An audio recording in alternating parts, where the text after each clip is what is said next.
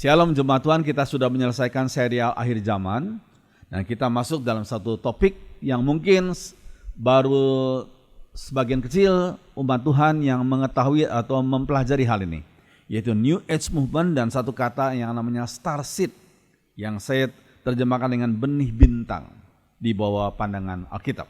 Mari kita berdoa lebih dahulu. Mohon Roh Kudus bimbing hamba-Mu menjelaskan firman Tuhan dengan jelas, dan setiap kami yang menonton dan mendengarkannya, kami semua dibimbing oleh Roh kebenaran. Dalam nama Tuhan Yesus. Amin. Jemaat Tuhan, biasa dalam pembelajaran saya, sebelum kita menjelaskan topik itu, kita mendasari dengan firman Tuhan yang relevan dengan topik itu. Terus sekalian, mari kita membaca dalam Yesaya 14 ayat 12 dikatakan, "Wah, engkau sudah jatuh dari langit, hai bintang timur putra fajar, engkau sudah dipecahkan dan jatuh ke bumi, hai yang mengalahkan bangsa-bangsa." Konteks ayat ini adalah tentang Raja Babel yang begitu sombong. Tapi menurut hermeneutika ilmu tafsir Alkitab, ini ayat ini digambarkan sebagai double fulfillment, yaitu bicara juga soal kejatuhan Lucifer yang terjadi sekian waktu yang lalu. Ya, saudara sekalian, jadi bintang timur putra fajar. Saudara sekalian, kalau kita melihat selanjutnya, Ibrani 9 ayat 27 dikatakan, "Dan sama seperti manusia ditetapkan untuk mati hanya satu kali saja, dan sudah itu dihakimi." Ayat ini menentang akan ajaran reinkarnasi. Ajaran reinkarnasi mengatakan lahir, besar, tua, mati, lahir lagi, besar, tua, mati, berkali-kali kematian, berkali-kali lahir.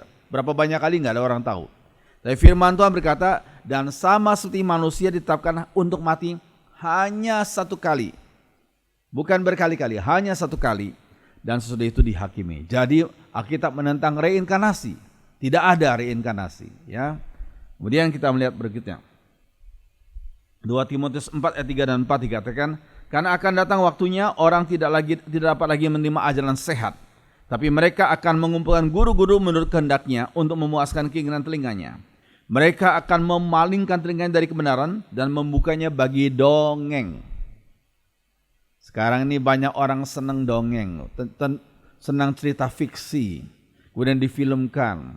Ya, dongeng. Sebagian orang mengklaim, "Oh, saya pergi ke surga," tapi nggak ada saksinya.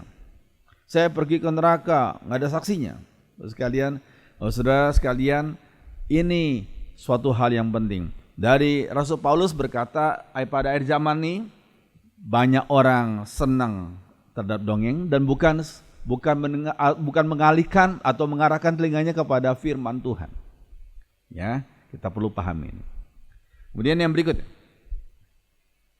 Nah, kata star seed atau benih bintang itu dan terkadang disebut sebagai anak-anak indigo, ya, berasal dari kepercayaan New Age. Ini suatu hal yang penting. Akarnya itu New Age. Dan satu teori yang namanya fringe theory. Mungkin saudara baru kali ini dengar istilah fringe theory. Teori itu fringe theory berarti teori golongan pinggir gitu. Ya, sekalian. Selanjutnya. Nah, kita mau tahu apa itu artinya New Age Movement. New Age Movement secara singkat saya mendefinisikan sebagai kebangkitan kembali agama-agama timur kuno. Agama-agama timur kuno dibangkitkan lagi, yaitu Hinduism dan Buddhism, dan diberi jubah baru, yakni jubah sains, ilmu pengetahuan. Jadi orang yang menjadi penyiar-penyiar New Age Movement ini berkata, ini bukan agama baru, ini bukan agama lain. Boleh saja orang dari berbagai macam agama belajar ini. Sebab ini merupakan ilmu pengetahuan. Itu dalam hal yoga misalnya, reinkarnasi misalnya gitu ya. Itu kebangkitan kembali agama timur kuno. Mereka masuk ke sekolah-sekolah, mereka masuk ke berbagai bidang sekarang ini. Masuk ke berbagai macam agama. Mereka katakan ini bukan menawarkan sudah pindah agama, tidak. Ini merupakan sains, ilmu pengetahuan saja. Jadi diberikan jubah baru yaitu sains. Ya. Kemudian, nah, ciri-ciri utama New Age Movement, ya, saya singkat dengan 6 itu, New Age Movement. Mereka gandrung dengan hal-hal yang bersifat mistis. Ya, yang mistis. Percaya pada reinkarnasi, yoga, transcendental meditation. mantra, spiritisme, astrologi sekarang diminati oleh orang-orang Libra, Aquarius, ya, Sagittarius, ya, Leo, ya, dan lain-lain itu, ya. Dan hal-hal yang dianggap tahayul pada era modern yang lalu. Jadi sekarang ini zamannya bukan era modern, sekarang ini sudah namanya postmodern. Kemudian jadi segala sesuatu yang dianggap tahayul pada era zaman modern waktu lalu itu sekarang diperbarui kembali, digandrungi kembali. Jadi mereka percaya pada mistis, reinkarnasi, spiritisme, astrologi dan lain-lain, ya. Oke. Selanjutnya. Nah, saudara bertanya apa arti indigo? Indigo adalah sebutan yang biasa digunakan seseorang yang diyakini memiliki kemampuan atau sifat-sifat spesial, ya. Hal tidak biasa tersebut dikatakan karena mereka mengalami pengalaman supranatural.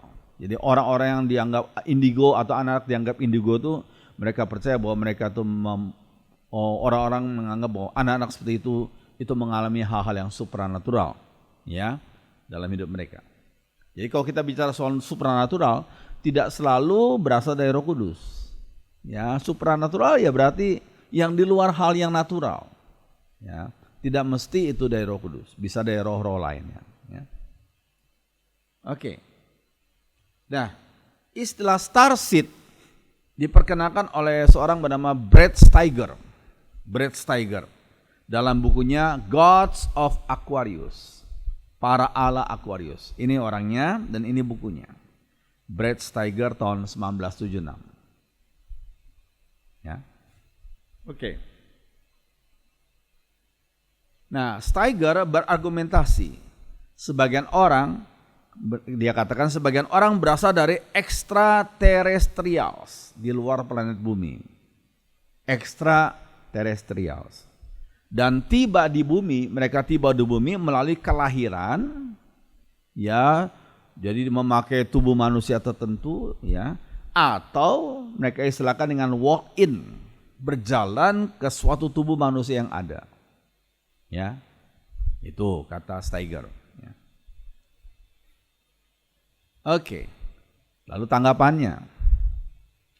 Alkitab berkata Allah hanya menciptakan manusia di bumi ini. Alkitab tidak mengatakan Allah menciptakan manusia lain di planet lain, tidak. Alkitab Allah hanya menciptakan manusia di bumi ini saja. Kejadian 1:27 dan 28. Maka Allah menciptakan manusia itu menurut gambarnya, menurut gambar Allah diciptakannya dia, laki-laki dan perempuan diciptakannya mereka. Allah memberkati mereka, lalu Allah berfirman kepada mereka, beranak cuculah dan bertambah banyak, penuhilah bumi, bukan planet lain. Dan taklukkanlah itu, berkuasa atas ikan-ikan di laut dan burung-burung di udara, dan atas segala binatang yang merayap di bumi. Sekali lagi bumi, bukan planet lain. Ya. Oke, nah sejauh ini para ilmuwan mengatakan planet bumi tempat tinggal kita sekarang ini adalah satu-satunya satu-satunya planet yang memiliki kehidupan. Ya. Di antara semua planet, bumi merupakan satu-satunya planet yang memiliki cairan air di permukaannya. Kemudian bumi juga merupakan satu-satunya planet yang mengandung 21% oksigen pada atmosfernya. Oksigen, manusia butuh oksigen untuk bernafas. Ya. Kemudian kita lihat lagi. Sehingga kalau kita ada di ruang angkasa, kita harus menggunakan perlengkapan khusus. Hanya di bumi kita bisa berpakaian seperti ini, tapi kalau di luar angkasa pakaiannya khusus. Ya, perlengkapan khusus. Nah, kita bandingkan sebagian besar atmosfer planet Venus ya, terdiri dari karbon dioksida yang menjebak panas matahari. Sehingga permukaan planet ini memiliki suhu lebih dari 470 derajat Celcius, bayangkan. Hampir 5 kali daripada air yang mendidih itu. Permukaan planet Venus. Ya. Berbeda dari Merkurius, Manusia hanya bisa bertahan di Venus kurang dari 1 detik. Bayangkan 470 derajat. Karena suhunya yang begitu panas. Ya. Jadi hanya bumi sebagai satu-satunya planet yang layak untuk manusia tinggal. Mungkin kita bandingkan dengan planet yang lain. Ya. Bagaimana dengan planet Mars? Walaupun warnanya merah, tapi Mars ini tidak sepanas Venus. Ya. Suhu rata-rata di planet Mars itu adalah minus 60 derajat Celcius sampai yang terendah minus 153 derajat Celcius. Bayangkan, siapa manusia yang bisa hidup di tempat seperti itu? Ya. Planet Mars memiliki sedikit udara dan banyak debu silikat, sehingga manusia akan kesulitan bernafas di situ. Waktu manusia bertahan hidup di sana hanya 2 menit. Mengingat Mars memiliki tekanan atmosfer yang rendah, hanya 2 menit saja. Keadaan ini bisa membuat organ tubuh manusia jadi rusak. Ya, kita bandingkan lagi dengan satu planet lagi, Merkurius. Memiliki temperatur ekstrim yang berbeda-beda. Ada sisi yang sangat panas, ada sisi yang sangat dingin. Itu Merkurius, ya.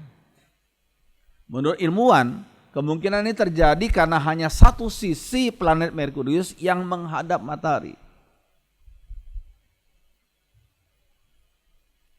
Satu hari perputaran siang dan malam di Merkurius sama dengan 176 hari di bumi, bayangkan.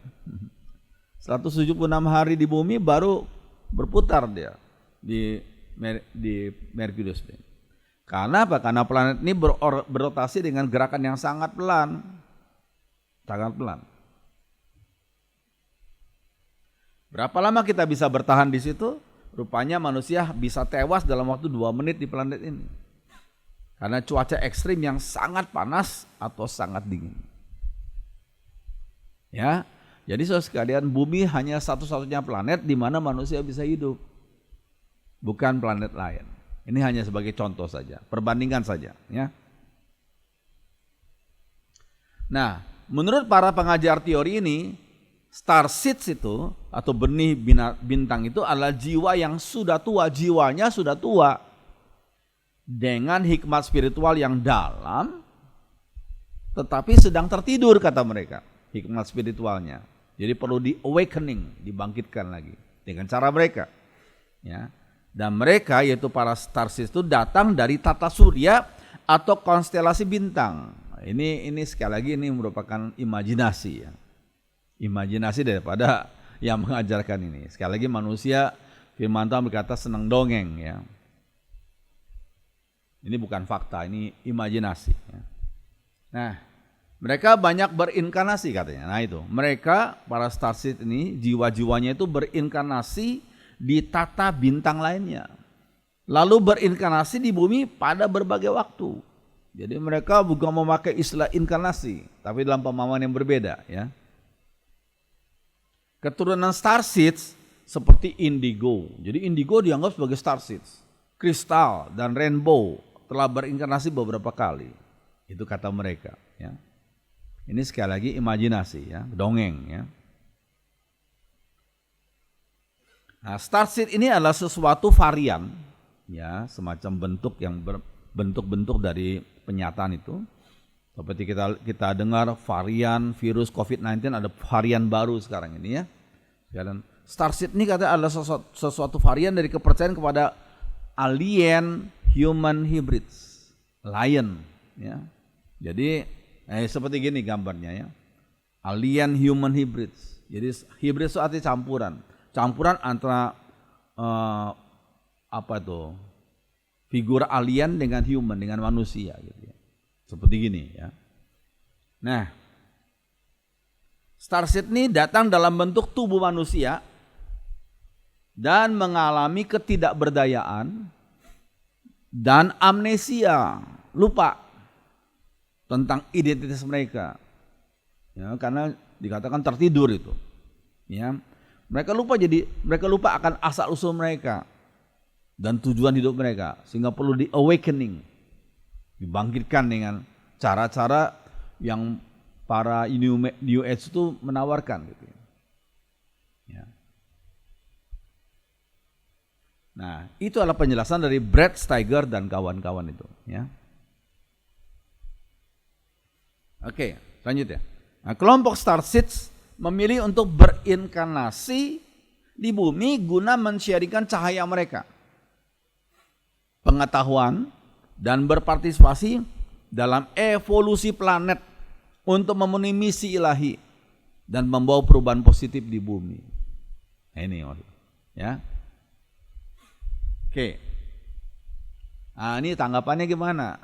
Menurut firman Tuhan, istilah inkarnasi hanya menunjuk pada peristiwa menjelmanya sang firman Allah. The Logos itu menjadi daging. Logos menjadi sarx itu daging. The word became flesh. Ya. Yohanes 1:14. yakni Tuhan Yesus Kristus. Istilah inkarnasi hanya menunjuk pada itu. Bukan pada macam alien tadi, bukan. Hanya menunjuk pada Logos yang menjadi daging. Ya. Ini kita perlu pahami. Yang berikutnya. Nah, yang pertama, mereka katakan ciri-ciri starseed tuh, anak yang starseed tuh dikatakan sebagai seorang anak yang starseed, orang-orang akan menganggap anak-anak itu sebagai aneh, berbeda dan terasing. Ya, itu ciri pertama, ya. Padahal mereka, kata para pengajar itu, adalah pencari hikmat dan selalu mencari jawaban atas pertanyaan-pertanyaan yang mendalam, seperti apakah makna kehidupan ini, mengapa aku di sini, pertanyaan-pertanyaan yang bersifat eksistensialis lah.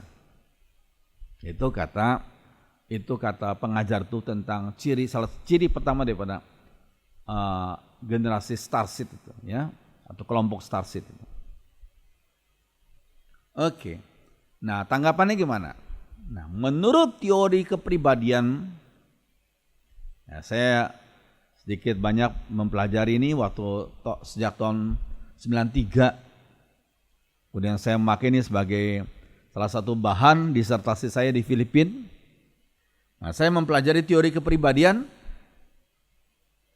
dan ada teori kepribadian yang didasarkan pada teori behaviorism yang dari Carl Gustav Jung.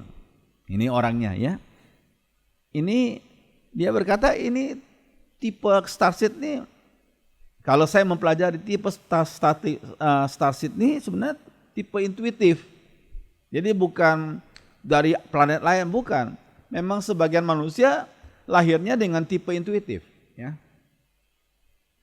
Ya, saudara sekalian, kemudian berdasarkan teori behaviorism Carl Gustav Jung ini diadopsi oleh pasangan mama dan anak Isabel Myers dan Catherine Briggs. Kemudian mereka membuat semacam survei tipe kepribadian yang disebut dengan MBTI, Myers-Briggs Type Indicator. Ini terkenal di negara-negara maju, ya. Sekalian, saya pernah belajar ini sedikit banyak dan pernah menulis buku tentang hal ini sebagai salah satu hasil daripada disertasi saya, ya. Nah, saya singkat saja, MBTI itu bicara soal apa? Nah, ini 16 tipe kepribadian versi MBTI, ya. Pasangan tuh extrovert versus introvert. Yang biasa diekspresikan keluar melawan seorang yang di dalam pikirnya banyak, ngomongnya sedikit, itu introvert, ya. Yang kedua adalah sensing versus intuitive. Sensing itu tipe orang yang realitas saja lah, yang realitas saja, yang fakta. Tapi kalau intuitif lain, sesuatu yang ada imajinasi ke depan, masa depan, ya. Itu intuitif. Nah, intuitif saya kasih merah karena ternyata kalau kita mempelajari orang-orang tipe starseed itu, kata mereka sebenarnya tipe intuitif. Nah, kita belajar selanjutnya, ya. Nah, kemudian 3 feeling versus thinking. Tipe orang yang lebih banyak peranan perasaan dan melawan orang yang lebih banyak menggunakan pikiran. Judging versus perceiving. Judging itu artinya bukan menghakimi, tapi segala sesuatu harus teratur, terencana, ya, rapi. Tapi versus perceiving, mut-mutan gitu, ya, bergantung kata hati. Jadi kalau 4 pasangan ini dikombinasi menjadi 16 tipe, ya. Ini bukan saatnya saya membahas ini, tapi hanya sebagai introduksi saja. ya. Jadi saudara sekalian ini merupakan MBTI ini. Nah. Oke. Nah, yang kedua, kelompok Starseeds itu merasa mestinya tidak berada di sini. Mereka seperti turis di bumi ini. Itu kata mereka ya. Para pengajar ajaran ini berkata kelompok Starseeds sering menganggap kami hanya turis. Ya. Sekalian, nah kalau kita bandingkan dengan pengajaran firman Tuhan kok ada yang mirip-mirip. Kalau saya bilang mirip itu artinya tidak sama ya. Anak mirip ayahnya atau anak mirip ibunya berarti tidak sama. Anak dengan anak, ibu ya ibu gitu ya. Kan? Ada yang mirip. Misalnya ambil contoh Ibrani 11 ayat 13. Dalam iman mereka semua ini telah mati sebagai orang-orang yang tidak peroleh apa yang dijanjikan tuh. Tapi yang hanya dari jauh melihatnya melambai-lambai kepadanya dan yang mengakui bahwa mereka adalah orang asing dan pendatang di bumi ini. Maksudnya apa? Kok mirip-mirip dengan Starseeds ini ya? Mereka anggap mereka itu sebagai turis saja. Orang beriman dikatakan mereka sebagai orang asing dan pendatang di bumi ini. Maksudnya apa? Ini kita perlu pahami, maknanya beda ya. Nah, ada kemiripan tapi pasti berbeda pengertian dengan pemahaman versi Starseeds ini ya. Menurut ajaran Starseeds, alasan mereka seperti turis di bumi ini adalah kelompok makhluk ini berasal dari planet lain kata mereka. Lalu berinkarnasi dalam bentuk manusia di bumi ini. Itu pengajaran mereka. Tetapi apa yang diajarkan Alkitab tentunya beda. Menurut firman Tuhan, manusia berasal dari benih ayah dan ibu manusia, bukan dari planet lain. Ya. Dari bumi ini. Kemudian setiap manusia diberikan jiwa atau roh yang kekal. Setelah hidup sementara di dunia ini berlalu, tubuh manusia akan berpisah dari jiwa atau rohnya, yaitu artinya kematian jasmani. Perpisahan antara yang rohani dengan yang jasmani, itu kematian jasmani. Ya. Pada saat Tuhan Yesus datang kedua kali, setiap orang akan mengalami kebangkitan. Maksud sekalian, selanjutnya Yohanes 5 ayat 28 dan 29. Janganlah kamu heran akan hal itu, sebab saatnya akan tiba bahwa semua orang yang di dalam kuburan akan mendengar suaranya. Mereka yang telah berbuat baik akan keluar dan bangkit untuk hidup yang kekal. Tetapi mereka yang telah berbuat jahat akan bangkit untuk dihukum. Nah, ini ada sesinya sendiri. Saya tidak perlu jelaskan lebih dalam di sini ya. Nah, Tuhan Yesus pernah berkata, Yohanes 17 ayat 16. Mereka yaitu umatnya bukan dari dunia ini. Sama seperti aku bukan dari dunia. Dalam Today's English Version dikatakan, just as I do not belong to the world. Saya tidak milik dunia ini. They do not belong to the world. Mereka umat Tuhan juga bukan milik dunia ini. Ya. Maksudnya sifat natur umat Tuhan. Ya, natur yang diperbaharui, ya, bukan natur duniawi lagi, ya, maksudnya gitu. Kemudian berikutnya, nah, maksudnya sebagai umat Tuhan Yesus, setiap orang mengalami 2 kali kelahiran. Apa itu 2 kali kelahiran? Kelahiran pertama atau alamiah dari benih ayah ibu manusia milik dunia ini. Ya, itu kelahiran pertama. Tapi kelahiran kedua adalah oleh Roh Kudus. Ya, 2 kali kelahiran. Ya. Untuk menerima hidup kekal harus lahir 2 kali. Ya. Yohanes 3, 5-6 dikatakan, jawab Yesus, aku berkata kepadamu, sesungguhnya jika seorang tidak dilahirkan dari air dan roh, ia tidak dapat masuk dalam kerajaan Allah. Apa yang dilahirkan dari daging adalah daging, dan apa yang dilahirkan dari roh adalah roh. Di situ ayat ini dia ada paralel. Dikatakan dilahirkan dari air. Paralelnya adalah dilahirkan dari daging. Yang kedua adalah dilahirkan dari roh. Paralelnya ya dilahirkan dari roh. Nah, maksudnya kelahiran dari air itu maksudnya apa? Yaitu kelahiran yang dialami oleh setiap bayi, termasuk saya dan saudara yang nonton ini. Ya.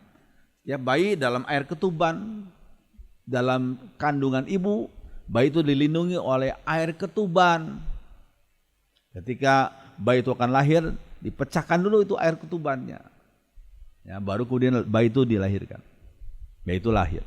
Jadi dilahirkan dari air itu kelahiran alamiah. Nggak bisa manusia dapat hidup kekal kalau hanya berdasarkan kelahiran alamiah. Harus kelahiran kedua yang dialami itu kelahiran dari Roh Kudus itu. Ya, oke. Nah, mereka yang telah alami kelahiran kembali menganggap bumi ini hanya tempat yang sementara.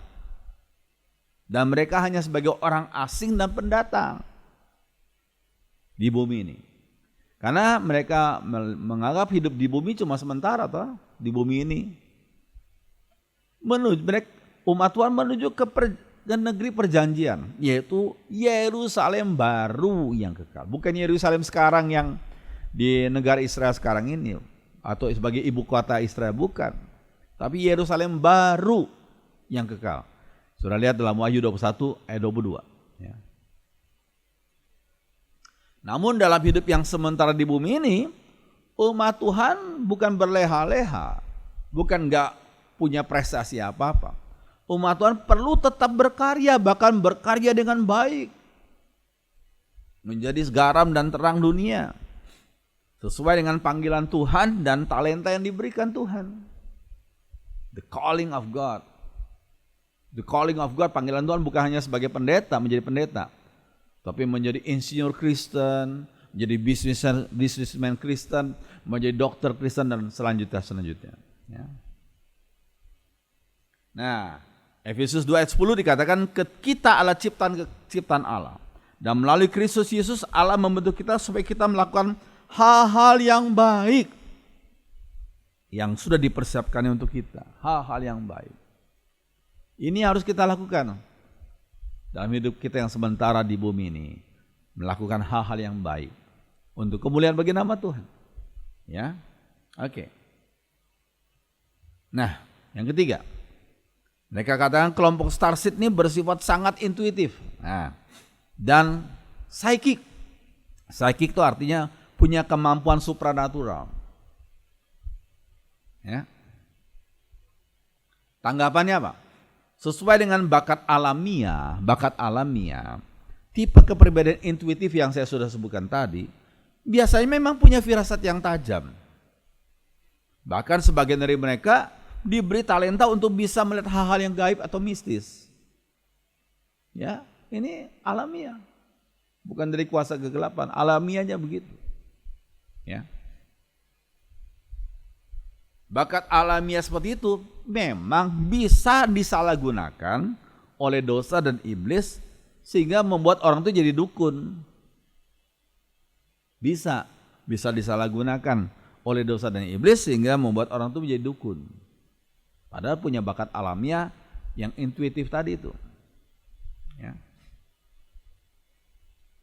Nah, jika orang itu percaya pada Tuhan Yesus, orang itu perlu mohon pertolongan Roh Kudus untuk mengarahkan dan menguduskan bakat tersebut agar dipakai untuk kemuliaan nama Tuhan. Ya, ini bakat alamiah. Jangan disalahgunakan oleh dosa atau oleh iblis. Tapi biar Roh Kudus mengarahkan dan menguduskan. Ya, sehingga dipakai untuk kemuliaan nama Tuhan. Dan jangan lupa, orang itu perlu ingat 1 Yohanes 4 ayat 4. Apa itu ayatnya? Kamu berasal dari Allah, anak-anakku, dan kamu telah mengalahkan nabi-nabi palsu itu. Sebab roh yang ada dalam kamu, itu Roh Kudus, lebih besar daripada roh yang dalam dunia ini. Kami pernah melayani beberapa orang yang punya bakat seperti indigo gitu. Konsultasi sama kami. Lalu saya tanya kepada anak itu, waktu kamu tunggu kami di depan gereja, di muka gedung gereja, apa yang kamu lihat di atas pohon?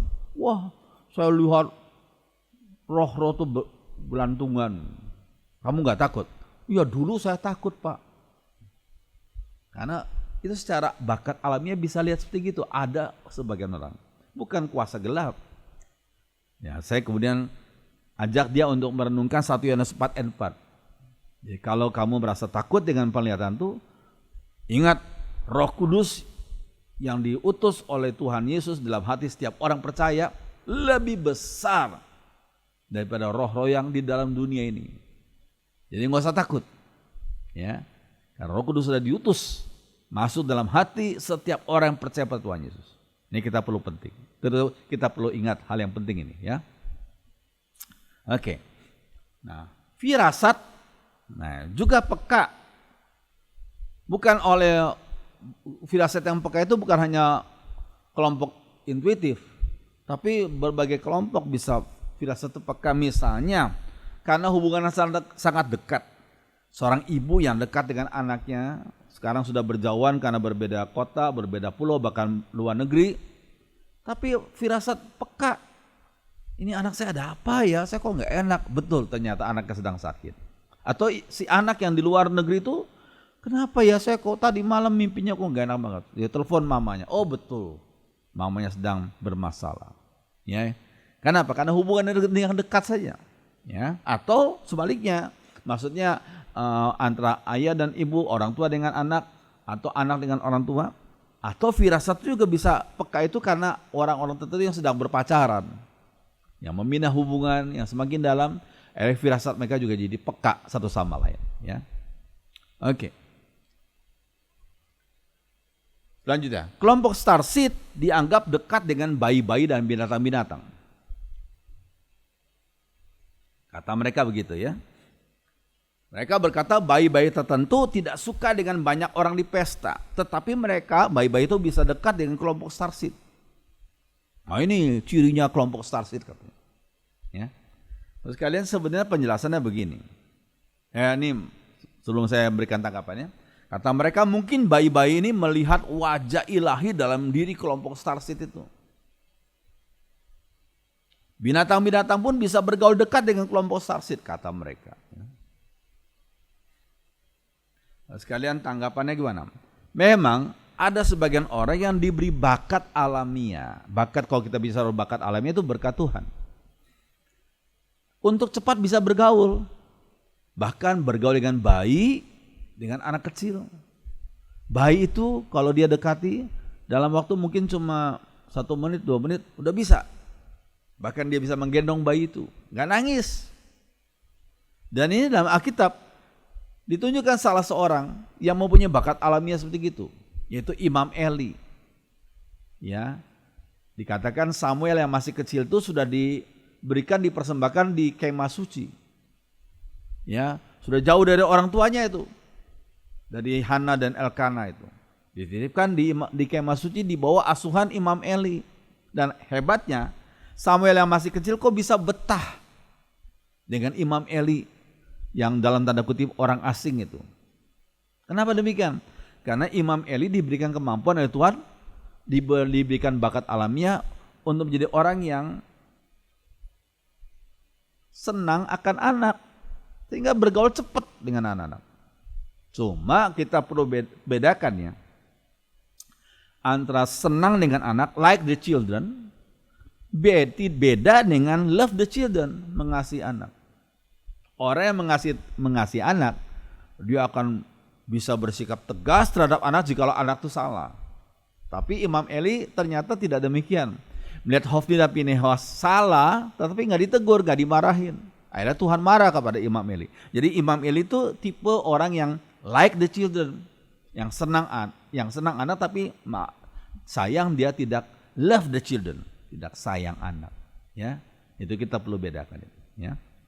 Nah, yang berikutnya, dalam kecerdasan majemuk sekarang namanya multiple intelligence, ya. Nah, ada belasan multiple intelligence. Dulunya orang cuma taunya IQ, tapi sekarang banyak, ya. Multiple intelligence itu ada kecerdasan matematis, logis matematis, ada kecerdasan spiritual, ada kecerdasan yang namanya hubungan personal, ya, dan macam-macam, belasan, ya. Ada orang tertentu yang diberi kecerdasan naturalis. Dia bisa hidup dekat dengan alam dan binatang, bahkan binatang buas. Ini namanya kecerdasan naturalis, ya. Nah, lihat gambar ini. Ada orang kok berani-beraninya ya, masukkan kepalanya, lehernya di dalam mulut buaya yang hidup itu. Ini kalau orang ini bukan orang yang diberikan kecerdasan naturalis, ya nggak mungkin berani lah. Ya, memang ada orang yang diberikan bakat seperti itu. Jadi sekali lagi, mereka bukan kelompok starseed yang diajarkan itu, bukan. Ya diberikan kecerdasan naturalis dalam kecerdasan majemuk itu. Ya, itu bakat alamiah. Oke. Nah, yang kelima, menurut pengajar teori starseed, kelompok ini bisa menjadi contoh yang tepat dari diagnosis misteri bagi para dokter. Kenapa? Dokter menemukan diagnosa yang misterius itu. Maksudnya gimana contohnya? Para dokter sering dibuat bingung. Mengapa ada sebagian orang yang mengalami kelelahan walaupun tidak lakukan pekerjaan yang melelahkan? Sakit kepala yang berlebihan. Jadi bingung dokter. Ini sakit apa? Ya, sakit apa ini misterius? Sekalian, para penganjur teori starseed ini berkata, karena lingkungan dunia ini berbeda dengan lingkungan asal planet lain dari kaum starseed itu. Itu kata mereka. Karena ini dari planet lain, ya tentunya sering pusing dia. Ya dia selalu carinya ke planet lain gitu ya. Saya pikir kok bukan gitu. Ya, bukan begitu penjelasannya. Sekalian, nah tanggapannya gimana? Sebagian penyakit disebut sebagai psikosomatis. Psikis, kejiwaan yang mempengaruhi tubuh, soma. Itu mungkin dikarenakan banyak khawatir, banyak kekecewaan, akhirnya mempengaruhi tubuh. Ya, maka dari itu saudara sekalian, firman Tuhan dalam kitab Mazmur berkata, "Mengapa engkau tertekan, hai jiwaku, dan gelisah dalam diriku? Berharaplah kepada Allah, sebab aku akan bersyukur lagi kepadanya, penolongku dan Allahku." Jadi kegelisahan terus-menerus itu akan mengakibatkan penyakit tubuh. Ya. Kemudian lagi dalam Filipi 4 ayat 6 dan 7. Janganlah hendaknya kamu khawatir tentang apapun juga, tapi nyatakanlah dalam segala hal keinginanmu kepada Allah dalam doa dan permohonan dengan ucapan syukur. Khawatir itu kejiwaan. Tapi kalau terus-menerus dibiarkan tanpa diarahkan kepada yang positif, akan mengakibatkan penyakit tertentu pada tubuhnya. Ya. Damai sejahtera Allah yang melampaui segala akal akan memelihara hati dan pikiranmu dalam Kristus Yesus. Ya, ini sekali lagi ini pertolongan bagi kita yang mengalami penyakit psikosomatis itu. Ya. Oke. Nah, kaum starseed kata mereka bersifat spiritual. Ya, jadi yang paling gemar spiritual tuh kaum starseed ini. Kaum ini dianggap melampaui batasan agama dan ortodoksi, dan mereka sangat berhasrat untuk belajar sebanyak mungkin tentang spiritualitas. Ya, jadi istilah spiritualitas mereka senang. Spiritualitas. Ya. Cara yang diajarkan oleh para orang tua mereka dianggap nggak cocok lagi. Sehingga pada waktu mereka sudah dewasa, mereka perlu terus melakukan perjalanan rohani. Ya, untuk menemukan misteri-misteri dalam alam semesta. Perjalanan rohani, spiritual journey gitu ya. Nah, saudara sekalian, tanggapan. Manusia diciptakan sebagai makhluk jasmani sekaligus juga sebagai makhluk rohani. Kalau malaikat makhluk rohani, iblis dan roh jahat juga makhluk rohani. Tapi manusia itu luar biasa, makhluk jasmani dan sebagai makhluk rohani juga. Ya. Sekalian, sehingga Tuhan Yesus pernah berkata, manusia hidup bukan hanya dari roti saja. Manusia butuh roti, tapi oleh firman Tuhan juga. Matius 4 ayat 4. Manusia, makhluk rohani butuh firman Tuhan. Ya. Dan Tuhan Yesus adalah sang roti hidup dan air hidup. Dan jangan lupa, dia juga sang kebenaran yang sejati. Aletheia itu kebenaran yang sejati. Sebagai lawan dari kebenaran yang separuh benar atau hampir benar. Aletheia. Ya. Yohanes 14 ayat 6 itu. Ya sebenarnya jawabannya itu Tuhan Yesus itu. Ya. Jawabannya adalah Tuhan Yesus itu. Ya. Jesus is the answer. Tuhan Yesus adalah jawaban. Oke. Namun dari berbagai usaha untuk meningkatkan pengetahuan, ini kita perlu pahami. Manusia perlu ingat akan keterbatasannya. Manusia punya limitasi. Ya. Yaitu Ulangan 29, ingat itu. Ada beberapa hal yang dirahasiakan Tuhan Allah kita, tapi hukumnya telah dinyatakannya kepada kita. Dan kita serta keturunan kita harus mentaatinya untuk selama-lamanya. Ya, Ulangan 29 itu penting sekali. Jadi ada hal-hal yang dinyatakan untuk diketahui oleh manusia. Tapi ada juga hal-hal yang dirahasiakan sebagai milik Tuhan saja. Yang dinyatakan dan dirahasiakan. Ya. Jadi manusia nggak boleh sombong. Ya, manusia punya keterbatasan dalam pengetahuan bidang berbagai bidang. Ya. Jadi nggak boleh sombong. Ya. Sekalian, nah kita sudah belajar. Semoga pelajaran kita pada hari ini membimbing kita, mengarahkan kita. Walaupun apa yang saya sampaikan ini mungkin banyak keterbatasan, ya kita mohon Roh Kudus membimbing kita dalam kebenaran. Mari kita berdoa. Terima kasih untuk firman-Mu yang sudah kami pelajari pada hari ini. Bimbinglah kami dengan Roh Kudus, Roh kebenaran, arahkan kami sehingga kami tidak salah menjelaskan kebenaran kepada orang lain. Terima kasih Tuhan, terima kasih. Tolong kami untuk bisa menjadi sound bekat kebenaran firman Tuhan kepada banyak orang di sekitar kami. Terima kasih dalam nama Tuhan Yesus. Haleluya. Amin.